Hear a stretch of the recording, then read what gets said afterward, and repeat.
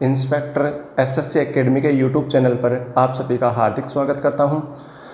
मैं आज आपको रीजनिंग का जो हमारा टॉपिक है कैलेंडर के बारे में आज हम चर्चा करेंगे, जो कि एग्ज़ाम की दृष्टि से किस प्रकार से इम्पोर्टेंट होता है।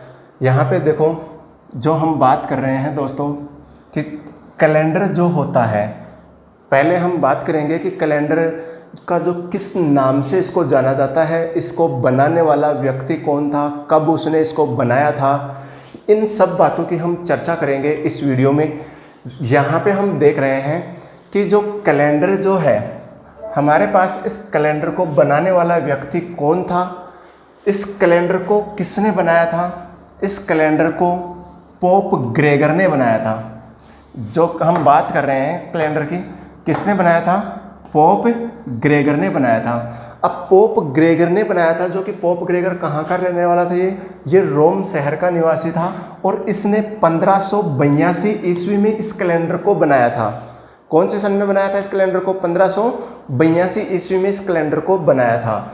हम बात करें कि इस कैलेंडर को अन्य कौन कौन से नामों से जाना जाता है। यहाँ पे हम देख रहे हैं कि इस कैलेंडर को भारत में अंग्रेजी कैलेंडर के नाम से भी जाना जाता है, इसी कैलेंडर को ग्रेगोरियन कैलेंडर के नाम से भी जाना जाता है, और विश्व भर में अंतर्राष्ट्रीय स्तर पर जो कैलेंडर का जो सर्वव्यापी नाम है वो है ग्रेगोरियन कैलेंडर। इसी कैलेंडर को क्रिश्चियन कैलेंडर के नाम से भी जाना जाता है। बात करें इस कैलेंडर की, तो इस कैलेंडर की शुरुआत जो की थी पोप ग्रेगर ने इस कैलेंडर की शुरुआत 01/01/001 से की गई थी, और इस दिन वार क्या माना था पोप ग्रेगर ने? सोमवार। हम बात करेंगे सोमवार से रिलेटेड जो हमारे पास जो क्वेश्चंस आता है, तो एक तो क्वेश्चन यही होता है कि कैलेंडर की शुरुआत किस वार से की गई है। तो किस वार से कैलेंडर की शुरुआत की गई है? सोमवार से। दूसरी बात हम करें कि सप्ताह का प्रथम दिन कौन सा होता है? सप्ताह का प्रथम दिन भी कौन सा है? सोमवार। देखो, आगे हम बात करें कि इस कैलेंडर में हम क्या क्या पढ़ने वाले हैं। इस कैलेंडर के अंदर देखो, हमारे पास एक क्वेश्चंस है जो एग्जाम में पूछा हुआ क्वेश्चंस है, पहले से एग्जाम में आया हुआ क्वेश्चंस है।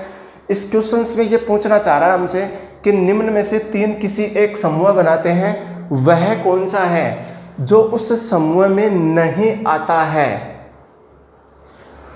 देखो, यहाँ पे ए ऑप्शंस जो है हमारे पास वो है अंग्रेजी कैलेंडर। अंग्रेजी कैलेंडर बी ऑप्शंस में दे रखा है विक्रम संवत, फिर सी ऑप्शंस दे रखा है हमारे पास हिजरी संवत, और डी ऑप्शंस दे रखा है शक संवत। दोस्तों, हमको इसमें बताना क्या है? जो 4 ऑप्शन दिए गए हैं, इन 4 में से एक ऐसा कैलेंडर का नाम है, ये एक ऐसा कैलेंडर है जो किसी ना किसी प्रकार से कोई विशेष नियम के तहत, कोई विशेष रूल के तहत अन्य सभी कैलेंडरों से भिन्न है। उस भिन्न कैलेंडर को हमको अलग करना है। तो यहाँ पे हम देख रहे हैं कि हमारे पास अंग्रेजी कैलेंडर किस पर आधारित है दोस्तों? अंग्रेजी कैलेंडर की हम बात करते हैं तो अंग्रेजी कैलेंडर है वो पृथ्वी की गतियों पर आधारित है, सूर्य पर आधारित है। पृथ्वी की गतियां जो किसके सापेक्ष हैं? सूर्य के सापेक्ष। तो ये अंग्रेजी कैलेंडर सूर्य के सापेक्ष है। विक्रमी संवत भी सूर्य के सापेक्ष है।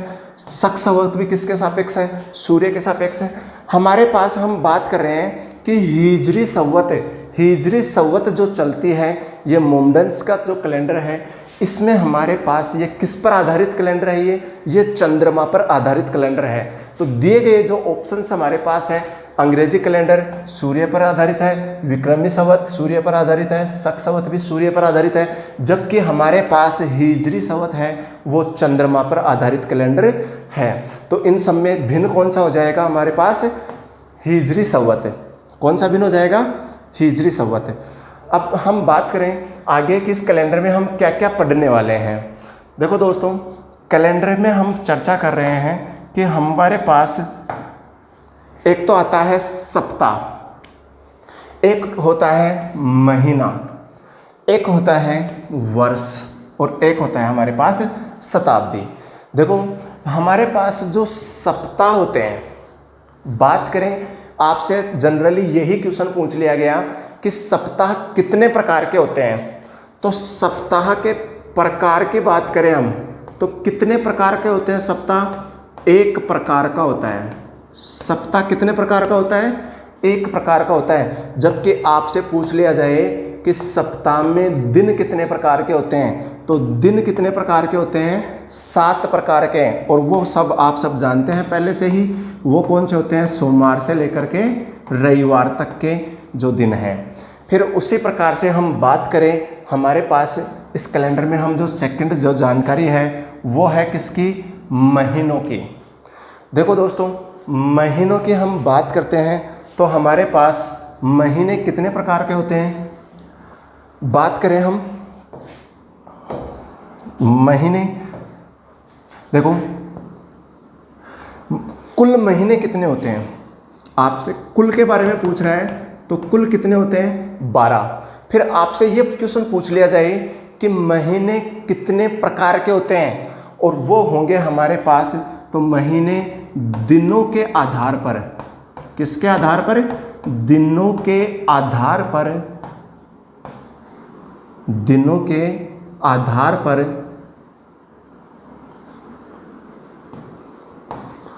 4 प्रकार के होते हैं। महीने दिनों के आधार पर कितने प्रकार के होते हैं?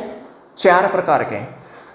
पहले ही हम बात करें 28 दिन वाले महीने, एक तो होता है 28 दिन वाले महीने, एक होता है 29 दिन वाले महीने, और एक होता है 30 दिन वाले महीने, एक होता है 31 दिन वाले महीने। देखो दोस्तों, ये जो हमारे पास महीने हैं 4 प्रकार के दिनों के आधार पर, 28 दिन वाले, 29 दिन वाले, 30 दिन वाले और 31 दिन वाले महीने। 28 दिन वाले जो महीने होते हैं इनकी विशेषता क्या क्या होती है? 28 दिन वाले महीनों की विशेषता क्या होती है कि इसमें कोई भी वार 5 बार नहीं आता है। 28 दिन वाले महीनों में प्रत्येक वार 4 बार आता है। फिर हम बात करें 29 दिन वाले महीनों में, 29 दिन वाले जो महीने होते हैं इनमें 1 तारीख का वार ऐसा वार होता है जो उस महीने में कितनी बार आता है? 5 बार आता है। 29 दिन वाले महीने, जैसे कि हम बात करें तो 29 दिन का कौन सा महीना होता है? लीप वर्ष की फरवरी वाला महीना। जो वार जो आते हैं वो किस प्रकार से आते हैं? 1 तारीख का वार, 8 तारीख का वार, 15 तारीख का वार, 22 तारीख का वार और 29 तारीख के वार। ये महीनों में इन तारीखों के वार क्या रहते हैं? समान रहते हैं। 1 तारीख का जो वार है वही 8 तारीख का रहेगा, वही वार 15 तारीख का रहेगा, वही वार 22 तारीख का होगा और वही वार 29 तारीख का होगा। तो 1 तारीख को आने वाला वार है वो कितनी बार आ चुका है? 29 दिन वाले महीनों में 5 बार आ चुका है। उसी प्रकार से हम बात करते हैं कि जो 30 दिन वाले महीने होते हैं, 30 दिन वाले महीनों में देखो दोस्तों कि हमारे पास 1 तारीख का वार और 2 तारीख के वार कितनी बार आते हैं महीने में? 5 बार आते हैं। 1 तारीख का जो वार होता है वो 8 तारीख का वार होता है, फिर उसी प्रकार से 15 तारीख का वार, फिर 22 तारीख का वार और 29 तारीख का वार। उसी प्रकार से 2 तारीख का जो वार होता है वही वार 9 तारीख का होता है, वही वार 17 तारीख का होता है, वही वार 23 तारीख का और वही वार 30 तारीख का होता है। तो 30 दिन वाले महीनों में कौन से वार 5 बार आते हैं? 1 तारीख का और 2 तारीख के वार कितनी बार आते हैं? 5 बार आते हैं। फिर उसी प्रकार से हम बात करते हैं 31 दिन वाले महीनों की। 31 दिन वाले महीनों में हमारे पास 1 तारीख, 2 तारीख और 3 तारीख के वार कितनी बार आते हैं? 5 बार आते हैं। 3 तारीख का जो वार होता है वही वार 10 तारीख का होता है। फिर हम बात करते हैं वही वार 18 तारीख का होता है, वही वार 24 तारीख का होता है और वही वार 31 तारीख का होता है।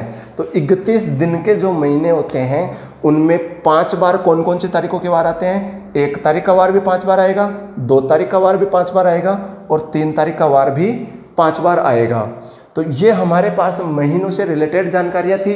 अब इन दिनों के आधार पर हमारे पास महीनों को लेकर के एग्जाम में भिन्न भिन्न प्रकार के क्वेश्चन पूछता है। उन क्वेश्चनों की हम चर्चा करें तो हमारे पास देखो कि महीनों को लेकर के पहला ही क्वेश्चन आपसे पूछ रखा है कि निम्न में से 3 किसी एक समूह बनाते हैं, वह कौन सा है जो इस समूह से भिन्न है। और आपको यहाँ पे ऑप्शंस दे रखा है, वो ऑप्शंस जो दिए गए हैं आपके पास, वो ऑप्शंस, ए ऑप्शन आपको दे रखा है जनवरी, बी ऑप्शन आपको दे रखा है अक्टूबर, सी ऑप्शन दे रखा है आपको नवंबर, डी ऑप्शन दे रखा है आपको दिसंबर। अब आपको इन 4 में से एक भिन्न है, उस भिन्न की पहचान करनी है दोस्तों। पहचान कैसे करोगे? जब भी आपके पास महीनों को लेकर के कोई क्वेश्चन पूछा गया है भिन्न वाला, तो सर्वप्रथम आपको इनके दिनों के आधार पर अलग करना है। यहाँ पे हम देखें, जनवरी ऐसा महीना है जिसमें कुल दिनों की संख्या कितनी होती है? 31। फिर हम बात करें, अक्टूबर भी हमारे पास ऐसा महीना है जिसमें कुल दिनों की संख्या कितनी है? 31। फिर हम बात करें कि नवंबर हमारे पास ऐसा महीना है जिसमें कुल दिनों की संख्या कितनी होती है? 30।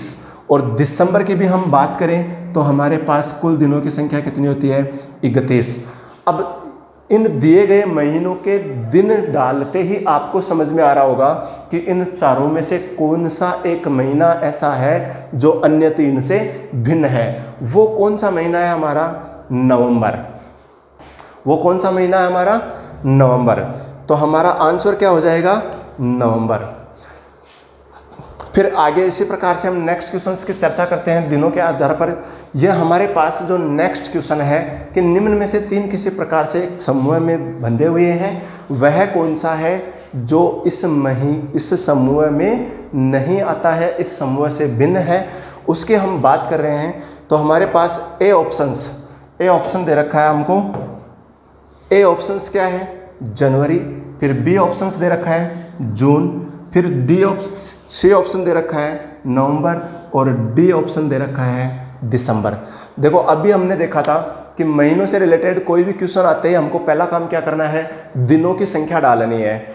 अब यहाँ पे हम दिनों की संख्या डालें तो जनवरी ऐसा महीना है जिसमें कितने दिन होते हैं? 31 दिन। जून ऐसा महीना है जिसमें दिनों की संख्या कितनी है? 30। फिर हम बात करें, नवंबर भी हमारे पास ऐसा महीना है जिसमें दिनों की संख्या कितनी है? 30। दिसंबर हम बात करें तो दिनों के आधार पर कितने दिन होंगे दिसंबर में? 31।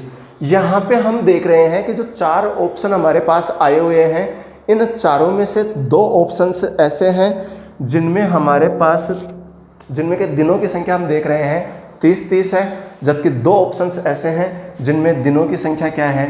31 है। तो दिनों के आधार पर हम अलग नहीं कर पा रहे हैं। ऐसी स्थिति में हमको ऋतुओं के आधार पर अलग करना है। किसके आधार पर? ऋतुओं के आधार पर आपको अलग करना है कि ऋतुओं के आधार पर कौन से महीने भिन्न हैं। तो यहाँ पे हम देख रहे हैं कि जनवरी, नवंबर और दिसंबर, ये तीनों के तीनों महीने कौन सी ऋतु के महीने हैं? शरद ऋतु के महीने हैं। जबकि हम देख पा रहे हैं कि जून है वो ग्रीष्म ऋतु का महीना है। तो हमारे पास दिए गए चारों महीनों में से कौन सा महीना भिन्न होगा? वो है हमारे पास जून। तो हमारे इस क्वेश्चन का आंसर क्या हो जाएगा? जून। किसके आधार पर? ऋतुओं के आधार पर। फिर उसी प्रकार से हम नेक्स्ट क्वेश्चंस की चर्चा करते हैं महीनों को लेकर के ही। इसमें भी हमको भिन्न क्वेश्चंस पूछ रखा है कि हमारे पास दिए गए ऑप्शनों में से कौन सा ऑप्शंस भिन्न है, उसकी पहचान करनी है हमको। देखो, हमारे पास ए ऑप्शन दे रखा है जुलाई, बी ऑप्शन दे रखा है मार्च, सी ऑप्शन दे रखा है अगस्त, डी ऑप्शन दे रखा है मई। हमने अभी पढ़ा है कि महीनों को जब भी अलग करेंगे तो सर्वप्रथम दिनों के आधार पर, महीनों को दिनों के आधार पर अलग करते हैं। तो जुलाई में दिनों की संख्या कितनी होती है? 31। मार्च में दिनों की संख्या कितनी होती है? 31। अगस्त में भी दिनों की संख्या कितनी होती है? 31। और मई में भी दिनों की संख्या कितनी होती है? 31। अब हम देख रहे हैं कि दिए गए सभी महीनों के दिनों की संख्या क्या आ रखी है? 31 आ रखी है। दिनों के आधार पर हम अलग नहीं कर पा रहे हैं, तो आपको सेकंड जो देखना है वो किसके आधार पर देखना है? ऋतुओं के आधार पर। अब हम देख रहे हैं यहाँ पे कि जुलाई, अगस्त, मार्च और मई, ये जो ऋतु हम देख पा रहे हैं ये भी अलग अलग हैं। ऋतुएं भी क्या आ रखी हैं? अलग अलग आ रखी हैं। जैसे जुलाई है, अगस्त है, वर्षा ऋतु के महीने आ रखे हैं, मई है, मार्च है, ग्रीष्म ऋतु के महीने आ रखे हैं यहाँ पे। तो हमारे पास ऋतुओं के आधार पर भी हम अलग नहीं कर पा रहे हैं। फिर आपको देखना है कि आप ऋतुओं के आधार पर भी अलग नहीं कर रहे हो, दिनों के आधार पर भी अलग नहीं कर पा रहे हैं, तो आपको देखना है कि इन महीनों का क्रम कौन सा है। क्रम के आधार पर आपको देखना है। फिर क्रम के आधार पर हम देखते हैं तो जुलाई वर्ष में कौन से नंबर पे आता है। जुलाई जो महीना है कौन से नंबर पे आता है वर्ष में, हम बात करें जुलाई की, तो हमारे पास जुलाई है वो 7वां महीना है। फिर हम बात कर रहे हैं कि जो मार्च है वर्ष में कौन सा महीना है, 3 नंबर पे आने वाला महीना है। मई की हम बात करें तो कौन से नंबर पे आने वाला महीना है, 5 नंबर पर आने वाला महीना है। अगस्त की हम बात करते हैं तो कौन से नंबर पे आने वाला महीना है, 8वें नंबर पर आने वाला महीना है। तो यहाँ पे हम देख रहे हैं कि जुलाई है, मार्च है, मई है, तीनों के तीनों वर्ष में आने वाले विषम महीने हैं, जबकि अगस्त हमारा क्या हो जाएगा, अलग हो जाएगा। अगस्त वर्ष का सम महीनों में आने वाला महीना है, तो हमारा आंसर क्या हो जाएगा, अगस्त। इसी प्रकार से हम आगे बात करते हैं। महीनों से रिलेटेड हमने पढ़ा है। अब भी हमने महीनों से रिलेटेड एक जानकारी और पढ़ी थी दिनों के आधार पर। दिनों के आधार पर हमने देखा था 28 दिन वाले, 29 दिन वाले, 30 दिन वाले, 31 दिन वाले, उनको लेकर के एक क्वेश्चंस एग्जाम में पूछा जाता है। वो क्वेश्चंस जो आपके सामने है, इस प्रकार का क्वेश्चंस एग्जाम में आता है। यहाँ पे हम देख रहे हैं कि किसी कार्यालय में प्रत्येक रविवार तथा दूसरे व चौथे शनिवार का क्या रहता है, अवकाश रहता है। तो जनवरी माह में कुल कार्य दिवसों की संख्या क्या होगी यदि 17 जनवरी का वार क्या दे रखा है हमको, मंगलवार हो। तो यहाँ पे देखो हमको करना क्या है, ऐसे में हमारे पास छुट्टियाँ किस किस वार की हो रखी है, अवकाश किस किस वार का है। अवकाश आ रहा है एक तो रविवार का, अवकाश आ रहा है दूसरे और चौथे शनिवार का, अवकाश दूसरे और चौथे शनिवार का अवकाश आ रहा है, और प्रत्येक रविवार का भी अवकाश आ रहा है। तो आपको ध्यान रखना है कौन से महीने की बात कर रहा है ये हमारे पास कौन से महीने की बात कर रहा है, जनवरी माह की। जनवरी माह में टोटल दिनों की संख्या कितनी होती है दोस्तों, 31। तो आपको ध्यान रखना है कि इस महीने में रविवार कितनी बार आ रहे हैं। यदि रविवार 4 बार आ रहे हैं तो रविवार की छुट्टी कितनी रहेंगी, रविवार का अवकाश कितनी बार आएगा, 4 बार। और यदि रविवार 5 बार आ रहे हैं तो रविवार का अवकाश भी कितनी बार आएगा, 5 बार। तो यहाँ पे हमको चेक करना है इस महीने में कि रविवार कितनी बार आ रहे हैं। अब चेक कैसे करेंगे हम, हमारे पास दिया गया है कि यदि 17 जनवरी का वार क्या दे रखा है, मंगलवार। आप देखो कि हमारे पास 17 जनवरी का वार जो दे रखा है वो क्या दे रखा है, मंगलवार। अभी हम चर्चा कर रहे थे कि किसी भी तारीख में हम 7 जोड़ दें या 7 घटा दें तो वापस वही वार क्या होता है, प्राप्त हो जाता है। तो यहाँ पे 17 + 7 हम बात करें, 17 + 7 तो हमारे पास 24 तारीख का वार भी क्या आ रखा है, मंगलवार आ रखा है। 24 तारीख का वार भी क्या आएगा, मंगलवार आएगा। और फिर आगे हम 7 दिन और चलें तो 31 तारीख का वार भी क्या आ रहा है, 31 तारीख का वार भी हमारे पास क्या आ रखा है, मंगलवार आ रखा है। अब देखो दोस्तों ये मंगलवार कितने बार आ रखा है, 31 तारीख का वार मंगलवार है। हमने पढ़ा है कि 31 दिन वाले जो महीने होते हैं उनमें जो 5 बार आते हैं वो कौन कौन से वार आते हैं, 1 तारीख का वार, 29 तारीख का वार सेम रहता है, 2 तारीख का वार, 30 तारीख का सेम रहता है, 3 तारीख का वार, 31 तारीख के सेम रहता है।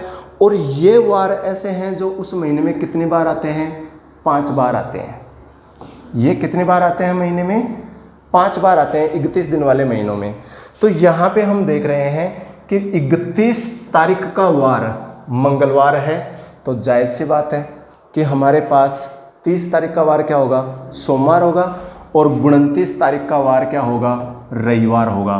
तो हमने जाना कि रविवार 1 तारीख का या 29 तारीख का वार है, और 1 तारीख या 29 तारीख का जो भी वार होता है वो कितनी बार आता है, 5 बार आता है। तो यहाँ पे हमारे पास ये बात कर रहा है अवकाश की, तो यहाँ पे हमारे पास अवकाश की बात करें हम तो कौन सा कितने कितने अवकाश हैं। तो हमारे पास हम देख रहे हैं कि रविवार के अवकाश कितने हैं इस महीने में, रविवार के कितने अवकाश आए, 5। फिर ये कह रखा है कि दूसरे और चौथे शनिवार का भी क्या रहता है, अवकाश रहता है। तो शनिवार के अवकाश कितने आ रहे हैं हमारे पास, 2। कुल अवकाश की हम बात करें तो टोटल अवकाश इस महीने में हमारे पास कितने आ रहे हैं, जनवरी में 7।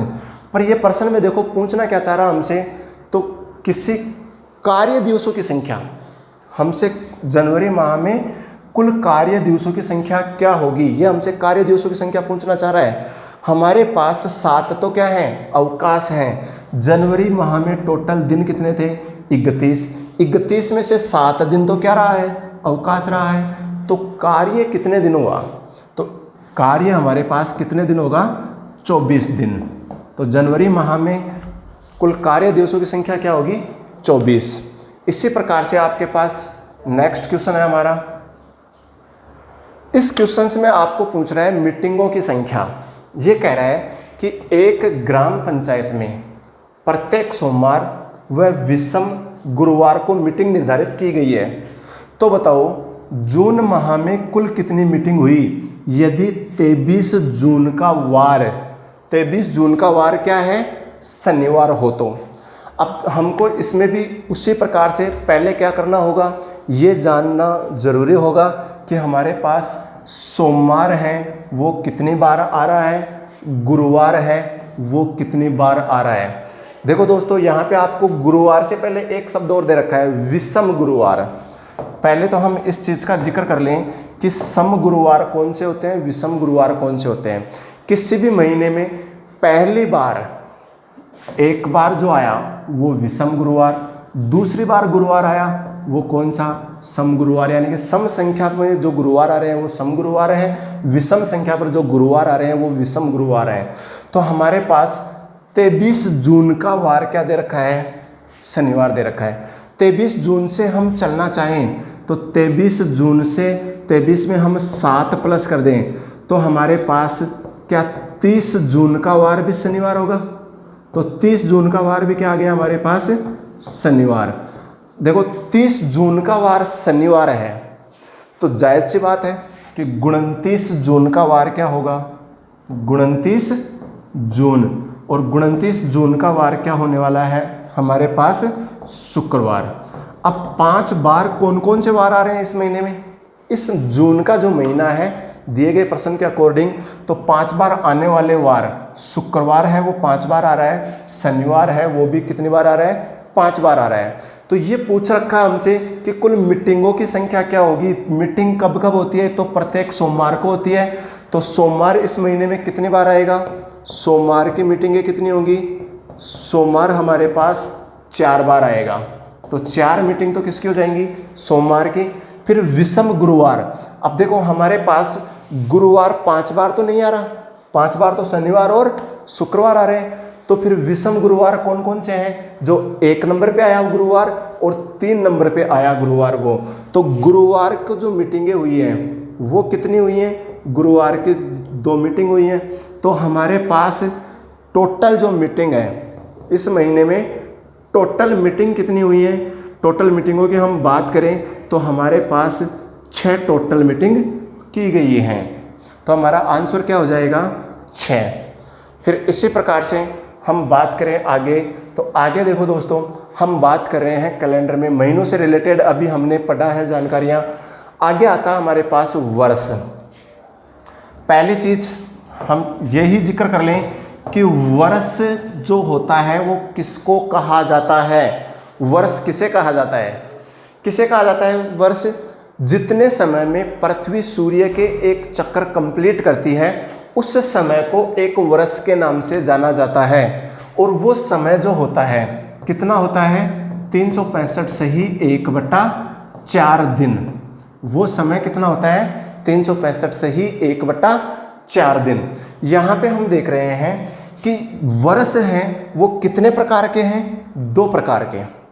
वर्ष कितने प्रकार के होते हैं? 2 प्रकार के। एक तो कौन सा? साधारण वर्ष। एक कौन सा? लीप वर्ष। ध्यान दो, लीप वर्ष को अधिवर्ष के नाम से भी जाना जाता है। लीप वर्ष को और किस नाम से जाना जाता है? अधिवर्ष के नाम से भी जाना जाता है। अब आपसे क्वेश्चंस पूछा गया है कि वर्ष 2 ही प्रकार के क्यों होते हैं? 2 प्रकार के होने के पीछे रीजन क्या है? तो यहाँ पे हम देख रहे हैं कि जो पृथ्वी के द्वारा जो सूर्य के चक्कर कंप्लीट करने में लिया गया जो समय था वो लगभग कितना था? 365 से 1/4 दिन। तो यहाँ पे जो ये 1/4 दिन आ रखा है आपके पास, ये 1/4 1/4 प्लस 1/4 प्लस 1/4 प्लस 1/4 मिलकर के चौथे वर्ष में क्या हो जाता है हमारे पास? 1/4 1/4 मिलकर के चौथे वर्ष में 1 दिन का निर्माण कर देता है। ये जो 1/4 वाला जो अतिरिक्त समय लगा हुआ है, ये 4 वर्षों से किस में कन्वर्ट हो जाता है? 1 दिन में कन्वर्ट हो जाता है। इस 1 दिन की वजह से वर्ष कितने प्रकार के होते हैं? 2 प्रकार के। वो कौन कौन से?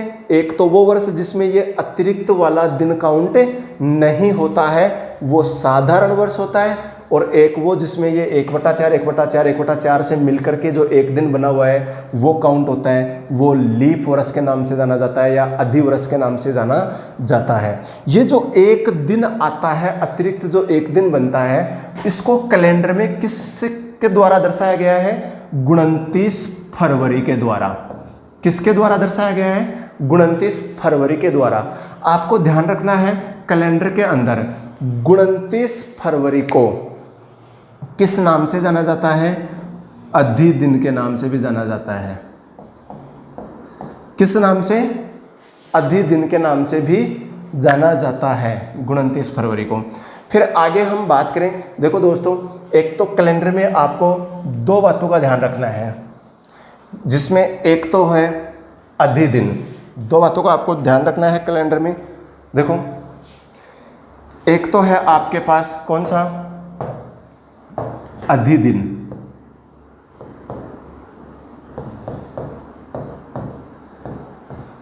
अधि दिन किसको कहा जाता है? 29 फरवरी को।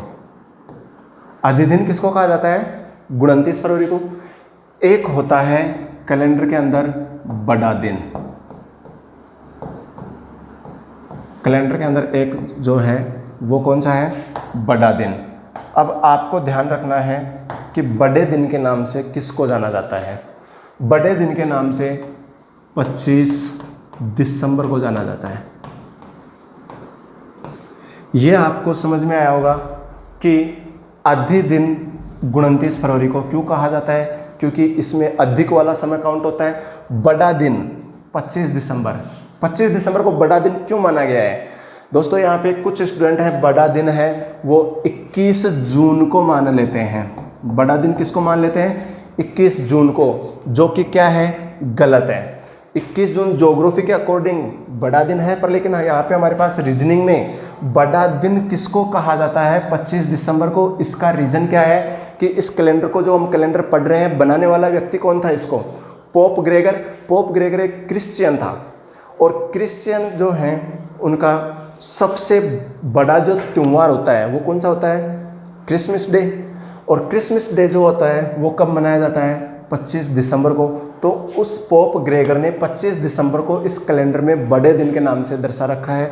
तो इसको 25 दिसंबर को किस नाम से जाना जाता है? बड़े दिन के नाम से जाना जाता है। दोस्तों, यहाँ से एक क्वेश्चंस भी पूछा हुआ है एग्जाम में कि आज सोमवार है, परसों बड़ा दिन है, तो बताओ आने वाले नववर्ष का प्रथम दिन क्या होगा? इस प्रकार से एग्जाम में क्वेश्चंस आया हुआ भी है। तो वहाँ पे आपको ये पता है कि 25 दिसंबर का क्या है? बड़ा दिन के नाम से जाना जाता है। तो हम बता सकते हैं कि आने वाले नववर्ष का प्रथम दिन क्या होने वाला है। यहाँ पे हम बात कर रहे थे वर्षों की। तो वर्ष हमने पढ़ा है कितने प्रकार के होते हैं? 2 प्रकार के, साधारण वर्ष और लीप वर्ष। देखो दोस्तों, साधारण वर्ष जो होता है, साधारण वर्ष में हमारे पास दिनों की संख्या क्या होती है? 365 दिन। इसको हम सप्ताह में कन्वर्ट करें, 365 में 7 का भाग देवें तो हमारे पास 52 सप्ताह और एक दिन क्या होता है? अतिरिक्त होता है। साधारण वर्ष में फरवरी जो होती है वो कितने दिन की आती है? 28 दिन की आती है। फिर किसी भी साधारण वर्ष का प्रथम दिन और अंतिम दिन क्या होते हैं? सेम होते हैं।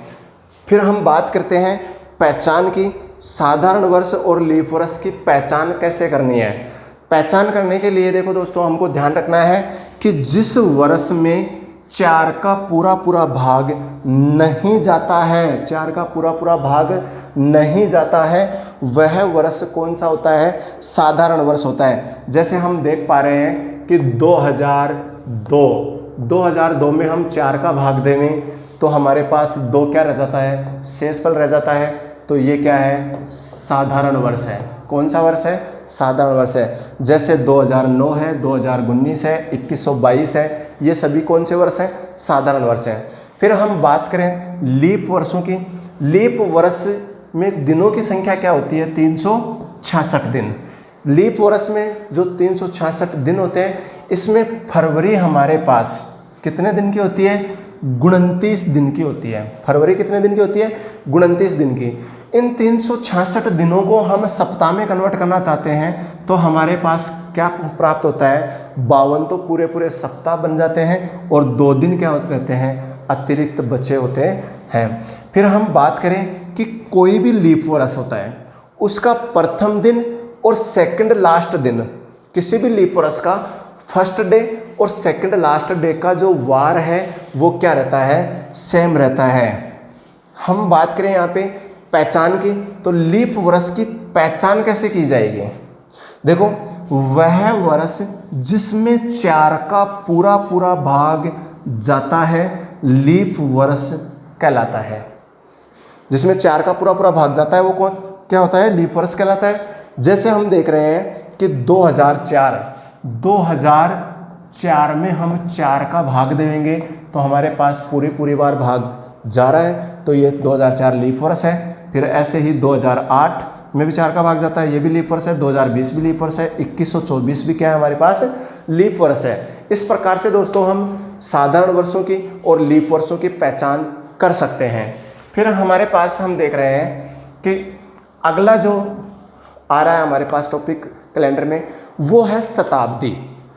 हम बात करें कि शताब्दी कहा किसको जाता है? शताब्दी किसको कहा जाता है? तो 100 वर्षों के समूह को, 100 वर्षों के समूह को किस नाम से जाना जाता है? शताब्दी के नाम से जाना जाता है। 100 वर्षों का जो समूह होता है उसको एक शताब्दी के नाम से जाना जाता है। ध्यान रखो दोस्तों कि शताब्दी जो होती है वो शताब्दी होने के साथ साथ एज एक वर्ष का भी काम करता है। तो यहाँ पे देखो, एक शताब्दी है वो हमारे पास कितने प्रकार की होती है? 2 प्रकार की।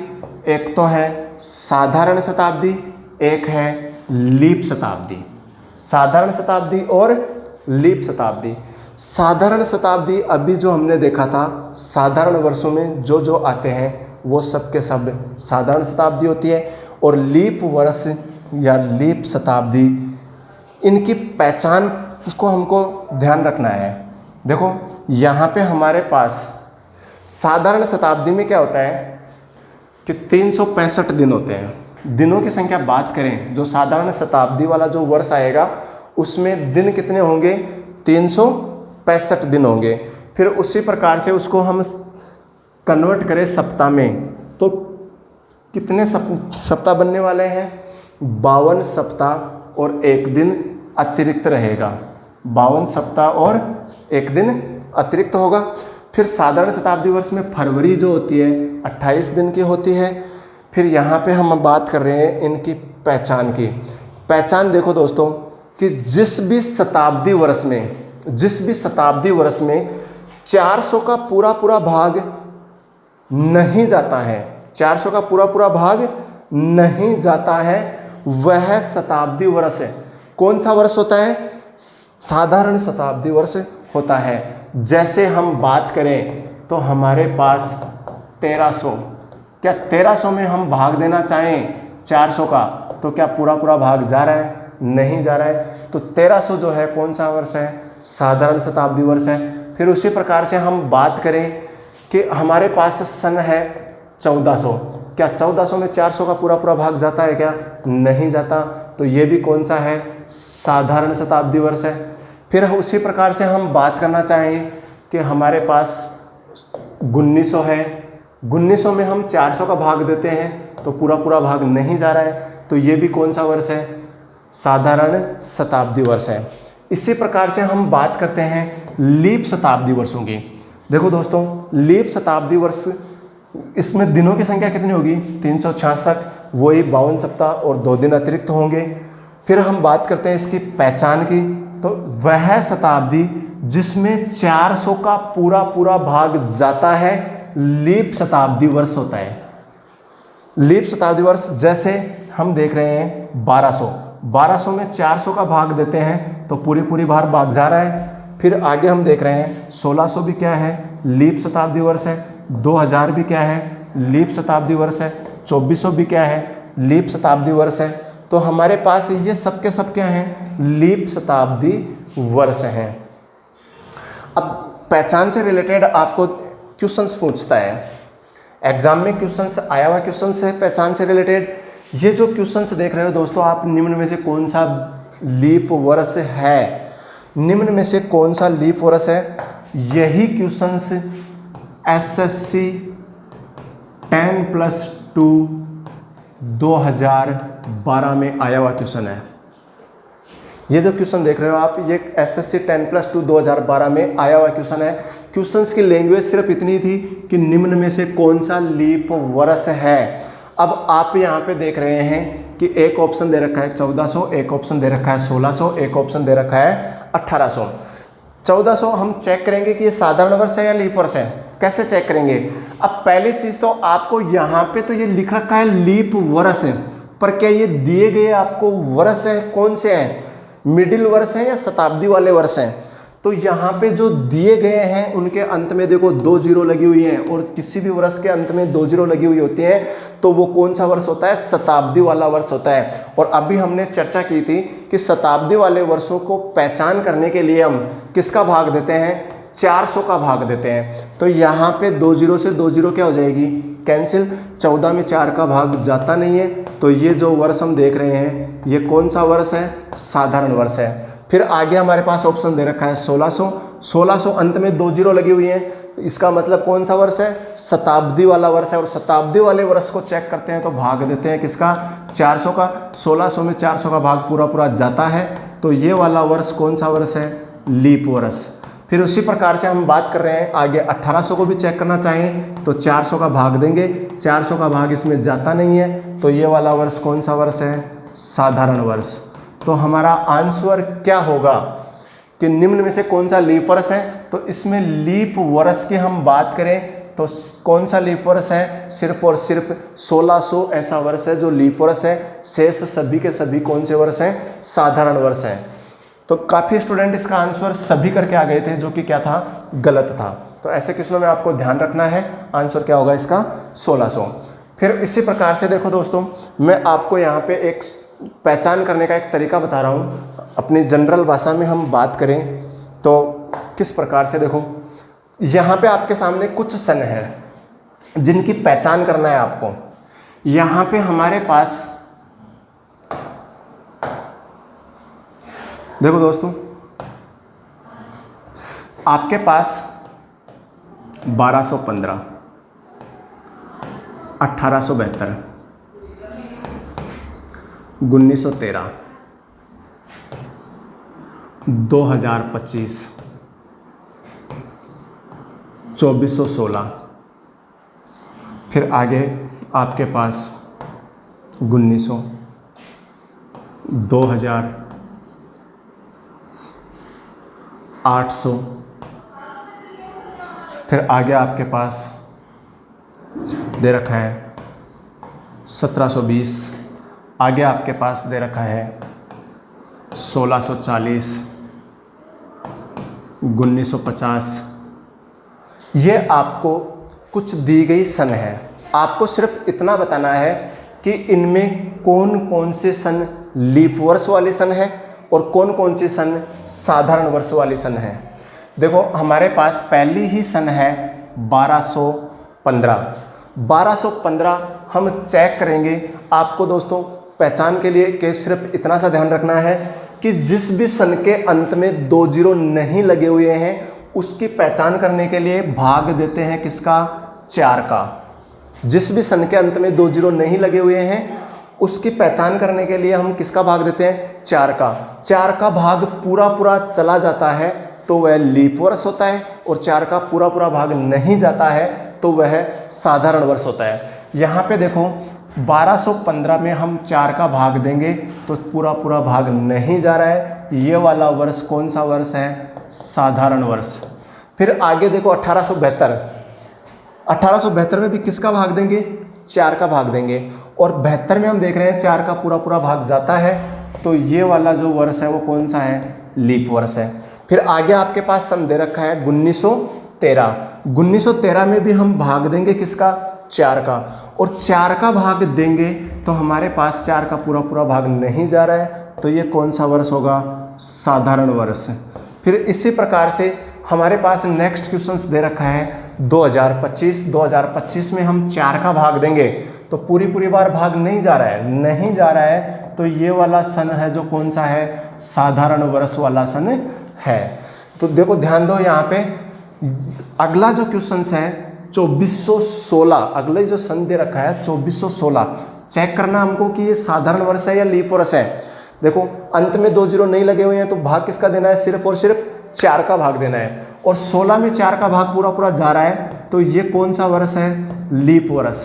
कौन सा वर्ष है ये, लीप वर्ष। आगे आपके पास जो क्वेश्चन से दे रखा है उसमें सन दी गई है आपको 1900। आप एक चीज देखो दोस्तों यहाँ पे कि जो भी सन दे रखा है उसके अंत में जीरो कितने नजर आ रहे हैं आपको, 2 जीरो। तो आप इतना सा ध्यान रखो कि जिस भी सन के अंत में 2 जीरो आ जाते हैं उसको चेक करने के लिए 4 के आगे भी 2 जीरो लगा करके भाग देते हैं, और 4 के आगे 2 जीरो लगा करके भाग देते हैं तो हमारे पास 1900 में 400 का भाग नहीं जाता है तो ये वाला जो वर्ष है वो कौन सा है, साधारण वर्ष है। यहाँ पे आगे हम बात करें 2000 में देखो अंत में कितने जीरो नजर आ रहे हैं आपको, 2 जीरो नजर आ रहे हैं, अंतिम दोनों अंक 2 जीरो हैं। तो यहाँ पे हम 4 के आगे भी 2 जीरो लगा करके यानी कि 400 का भाग देंगे तो यहाँ पे 2000 में 400 का भाग जाता है तो ये वाला वर्ष कौन सा वर्ष होगा, लीप वर्ष। फिर उसी प्रकार से अगला क्वेश्चन है आपके पास सिर्फ 800 सन दी गई है 800। 800 में अंत में देखो कितने जीरो नजर आ रहे हैं आपको, 2 जीरो। तो चेक करने के लिए हम क्या करेंगे, 4 के आगे भी 2 जीरो लगा करके भाग देंगे। 800 में 400 का पूरा पूरा भाग जाता है तो ये भी क्या है, लीप वर्ष। फिर इसी प्रकार से हम बात करें आगे 1720। अब देखो 1720 अंत में 2 जीरो नजर आ रहे हैं क्या, नहीं आ रहे हैं, तो भाग किसका देना है, सिर्फ और सिर्फ 4 का। और 20 में हम देख रहे हैं 4 का पूरा पूरा भाग जाता है तो ये वाला वर्ष कौन सा है, लीप वर्ष है। उसी प्रकार से 1640 में भी 4 का पूरा पूरा भाग जाता है तो ये भी लीप है। 1950 में 4 का पूरा पूरा भाग नहीं जाता है तो ये कौन सा वर्ष है, साधारण वर्ष है। इस प्रकार से दोस्तों आप कोई भी चाहे शताब्दी वाले वर्षों के बारे में पूछे चाहे मिडिल वर्षों के बारे में पूछे, आप किसी भी वर्ष की पहचान कर सकते हो। सिर्फ आपको इतना ध्यान रखना है कि किसी सन के अंत में 2 जीरो आ रही हैं तो 4 के आगे भी 2 जीरो लगा करके यानी कि 400 का भाग देना है। जाएगा पूरा पूरा भाग तो लीप वर्ष होगा, पूरा पूरा भाग नहीं जा रहा है तो साधारण वर्ष होगा। फिर यहाँ पे देखो आपके पास जो नेक्स्ट क्वेश्चन है, यहाँ पे आपके पास एक क्वेश्चन है। क्वेश्चंस में आपको एक पूछा जा रहा है कि लगातार 400 वर्षों में लीप वर्षों की संख्या होगी। लगातार 400 वर्षों में लीप वर्षों की संख्या होगी। अब देखो दोस्तों 400 वर्षों में लीप वर्ष कितने होते हैं, तो इस क्वेश्चन का आंसर क्या होगा हमारा 97। अब 97 कैसे होगा, देखो हम 1 से लेकर के 100 तक चलें, 1 से लेकर 100 तक। क्या ये 100वां वर्ष है वो लीप वर्ष है क्या, लीप वर्ष चेक करेंगे तो 400 का भाग देंगे क्योंकि अंत में 2 जीरो लगे हुए हैं और 100 में 400 का भाग जाता नहीं है, तो 100वां वर्ष क्या है, साधारण वर्ष है। 100वां वर्ष साधारण वर्ष है तो उससे पहले लीप वर्ष कितने आए, 4 आया, 8 आया, 12 आया, 16 आया, 20 आया, 24, 28 ऐसे करते करते 88 आया और आगे हमारे पास 92 आया, 92 से आगे चले तो 96 आया, तो 96 तक लीप वर्षों की संख्या कितनी आ चुकी थी हमारे पास, 24। फिर उसी प्रकार से हम अगली शताब्दी में चले, हमको ज्ञात करना है कितने वर्षों का, 400 वर्षों का। हमने ज्ञात किया है केवल शुरुआती 100 वर्षों का। आगे हम देख रहे हैं 101 से 200 तक। 101 से 200 तक हम चलेंगे तो 200 में 400 का भाग नहीं जाता है, इसका मतलब इसका भी 200 जो वर्ष है वो साधारण वर्ष है, तो इसमें भी टोटल लीप वर्षों की संख्या कितनी आएगी, 24। फिर आगे हम बात करें 201 से 300 तक, इसमें भी लीप वर्षों की संख्या कितनी होगी, इन 100 वर्षों में भी 24। फिर आगे हम चल रहे हैं तो 301 से 400 तक, 301 से 400 तक हम जानना चाहें तो हमारे पास लीप वर्षों की संख्या कितनी है, 25। लीप वर्षों की संख्या अब की बार हमारे पास कितनी आई है, 25, क्योंकि 400 में क्या हो रहा है, 400 में 400 का पूरा पूरा भाग जाता है, तो एक वर्ष या अंतिम वाला जो वर्ष है, 400 वाला जो वर्ष है वो भी क्या है, लीप वर्ष है। 96 तक 24 और आगे 400 जो अंतिम वर्ष है वो 25 वर्ष। तो यहाँ पे लगातार 400 वर्षों में कुल लीप वर्षों की संख्या हमारे पास क्या आ चुकी है, इन सबको जोड़ देंगे तो हमारे पास कितना आ गया, 97। तो आपसे पूछा जाए डायरेक्टली, ये क्वेश्चन एग्जाम में पहले से पूछा हुआ भी है, लगातार 400 वर्षों में लीप वर्षों की संख्या क्या होगी, तो आपका आंसर क्या हो जाएगा, 97।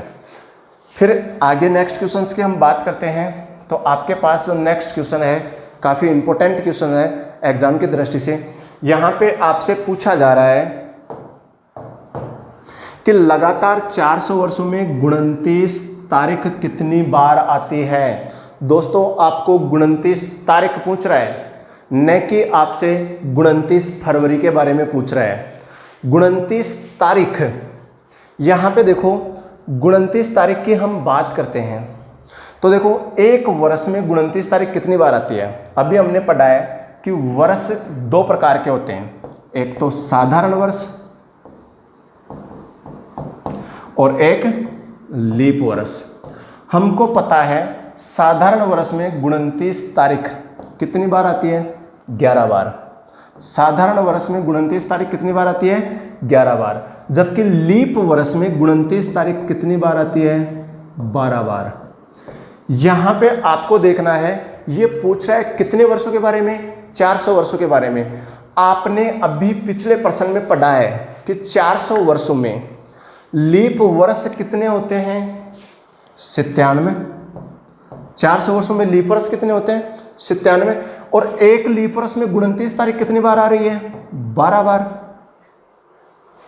तो यहां पे हम देखेंगे 97 लीप वर्षों में 29 तारीख कितनी बार आ जाएगी। 97 को हम गुना कर देंगे किससे, 12 से, तो हमारे पास कितना मान आ जाएगा, 1164। इसको हम गुना करेंगे तो हमारे पास 1164 बार लीप वर्षों में 29 तारीख आएगी। फिर हम बात करें साधारण वर्ष, साधारण वर्ष में 29 तारीख 11 बार आती है। और 400 वर्षों में साधारण वर्ष कितने आते हैं, 303। 303 एक साधारण वर्ष में 11 बार आती है, तो 303 साधारण वर्षों में कितनी बार आएगी, हमारे पास 3333 बार। इस प्रकार से हम देख रहे हैं कि कुल 400 वर्षों में 3333 प्लस 1164, इन दोनों को हम क्या कर देंगे, जोड़ देंगे, तो हमारे पास मान क्या आ जाएगा, 4497 बार हमारा क्या हो जाएगा, आंसर हो जाएगा। तो आपसे पूछा जाए कि लगातार 400 वर्षों में 29 तारीख कितनी बार आती है, तो वो कितनी बार आती है, 4497 बार आती है। दोस्तों इसको आप शॉर्ट में भी हल कर सकते हो, इतनी बड़ी कैलकुलेशन न लेकर के आप डायरेक्टली यूँ समझ लो कि हमारे पास ये 400 वर्षों के बारे में पूछ रखा है। 400 के 400 क्या है, हमारे पास साधारण वर्ष है। माना हमने कि टोटल के टोटल 400 के 400 साधारण वर्ष हैं, तो 400 के 400 ही साधारण वर्ष है। और एक साधारण वर्ष में कितनी बार 29 तारीख आती है, 11 बार। तो 400 में कितनी बार आ जाएगी, 4400 बार। अब हमने देखा है कि 400 वर्षों में लीप वर्ष कितने और आते हैं? 97। तो एक लीप वर्ष में साधारण वर्ष से कितनी बार अधिक 29 तारीख आ रही है? एक बार। तो 97 लीप वर्षों में कितनी तारीखें और अधिक आ जाएंगी? 29 तारीख 97 बार और आ जाएगी। तो हमारे पास शॉर्ट में भी हम आंसर दे सकते हैं 4497 बार। तो हमारा आंसर क्या हो जाएगा? 4497। फिर ऐसे ही आपके पास नेक्स्ट क्वेश्चन है। नेक्स्ट क्वेश्चन आप देख रहे हैं कि लगातार 400 वर्षों में कुल दिनों की संख्या ज्ञात करो। कि लगातार 400 वर्षों में कुल कितने दिन होते हैं, यह आपसे पूछा जा रहा है। अभी हमने देखा है कि इसको भी हम किस प्रकार से हल कर सकते हैं। शॉर्ट में भी हल कर सकते हैं, या फिर आप इस प्रकार से भी हल कर सकते हो कि 303 तो क्या है हमारे पास? साधारण वर्ष। एक साधारण वर्ष में 365 दिन होते हैं, इसको गुना कर दो। और इसमें हमने देखा है कि लगातार 400 वर्षों में 97 क्या होते हैं? लीप वर्ष। और एक लीप वर्ष में दिनों की संख्या कितनी होती है? 366। इनको गुना करके जोड़ोगे आप तो आपके पास आंसर आ जाएगा क्या? 1,46,097। आपका आंसर क्या हो जाएगा? 1,46,097। फिर इसी प्रकार से आपके पास अगला जो क्वेश्चन आप देख पा रहे हैं, काफ़ी इंपॉर्टेंट क्वेश्चन है। शताब्दी के अतिरिक्त दिनों के बारे में पूछा गया क्वेश्चन है कि 100 वर्षों का एक समूह है। क्वेश्चन में पूछा गया है आपसे 100 वर्षों का एक समूह है, जिसको हम किस नाम से जानते हैं? शताब्दी के नाम से जानते हैं।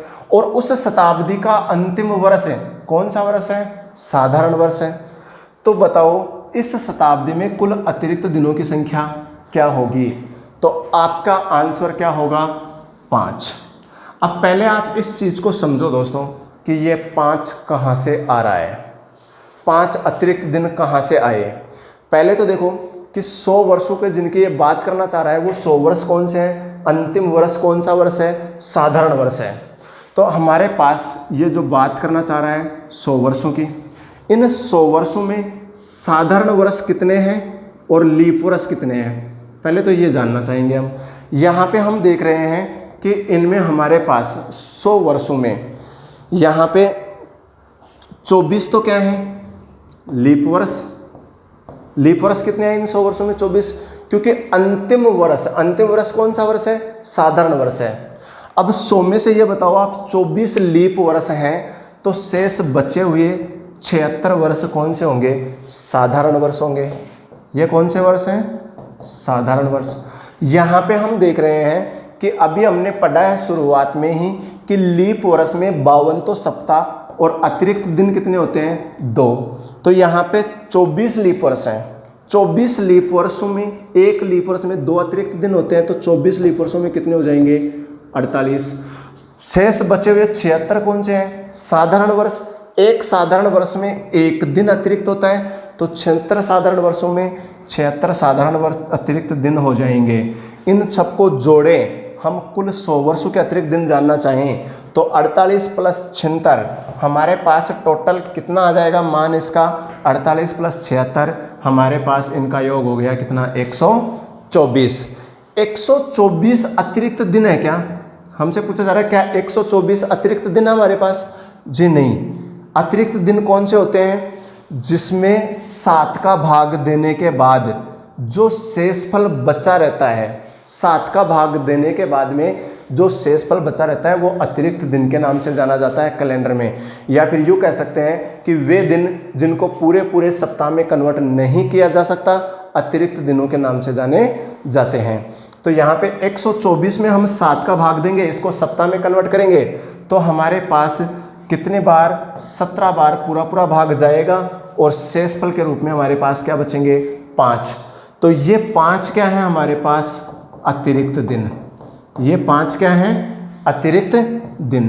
तो हमारे पास जो क्वेश्चन पूछा गया था कि कुल अतिरिक्त दिनों की संख्या क्या होगी? शताब्दी का अंतिम वर्ष है, साधारण वर्ष हो तो वो अतिरिक्त दिनों की संख्या क्या हो जाएगी? 5। इसी प्रकार से दोस्तों आपको क्वेश्चन पूछ सकता है कि अंतिम वर्ष साधारण वर्ष के स्थान पर आपको दे देगा लीप वर्ष हो, तो जैसे कि आपके सामने नेक्स्ट क्वेश्चन है कि आप देख पा रहे हैं कि 100 वर्षों का समय शताब्दी जिसका अंतिम वर्ष कौन सा वर्ष है? लीप वर्ष। अंतिम वर्ष कौन सा वर्ष है? लीप वर्ष। यहाँ पे देखो अंतिम लीप वर्ष है और फिर अतिरिक्त दिनों की संख्या पूछ रहा है कितने वर्षों में? 100 वर्षों में। तो यहाँ पे हमारे पास आंसर क्या होगा? 6। इसमें भी देखो दोस्तों 6 कहाँ से आ रहे हैं? हमारे पास टोटल वर्ष कितने हैं? 100। इन 100 में से अंतिम 100वां वर्ष है वो भी क्या है? लीप है। तो लीप वर्षों की संख्या हो जाएगी 25। एक लीप वर्ष में 2 दिन अतिरिक्त होते हैं, तो 25 लीप वर्षों में अतिरिक्त दिनों की संख्या 50 हो जाएगी। शेष बचे हुए जो 75 वर्ष हैं वो कौन से हैं? साधारण वर्ष हैं। एक साधारण वर्ष में 1 दिन, तो 75 साधारण वर्षों में 75 दिन अतिरिक्त हो जाएंगे। टोटल हम दोनों को जोड़ें तो हमारे पास 100 वर्षों में अतिरिक्त दिनों की संख्या टोटल हम बात करना चाहें तो कितनी आ जाएगी? 125। 125 में हम वही 7 का भाग देंगे तो 17 बार भाग चला जाएगा और शेषफल कितने बच जाएंगे? 6। तो हमारे पास ये जो 6 शेषफल बचेगा